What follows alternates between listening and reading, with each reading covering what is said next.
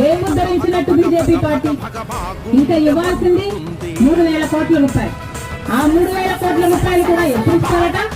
ఇక్కడ 5,000 మంది ఉద్యోగాలు పీకేస్తే అప్పుడు 5,000 కోట్ల రూపాయలు విడుదల చేస్తారు. ఇది ఎక్కడి న్యాయమని అడుగుతున్నాం. ఇప్పటికీ 2,000 మంది ఉద్యోగాలను తీసేశారు. ఒకరు కాదు, ఇద్దరు కాదు, 100 కాదు, 200 కాదు, 2,000 మంది ఉద్యోగాలు అంటే వాళ్ళ కుటుంబాలు వాళ్ళ మీద ఆధారపడి ఉంటాయి.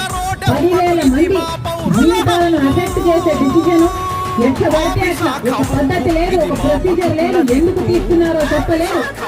2,000 మంది, దాదాపు 2,000 మంది ఉద్యోగాలు పీకేశారు. ఎక్కడి న్యాయమని అడుగుతున్నాం. ఎవరి ఉద్యోగాలు పీకేశారు? ఇక్కడ పనిచేస్తున్న వాళ్ళ ఉద్యోగాలు పీకేశారు. ఇంతకు ఒక అన్న చెప్తూ మాట్లాడారు, మేము భూములు ఇచ్చాము ఇక్కడ, మా పూర్వీకులు భూములు ఇచ్చారు ఇక్కడ,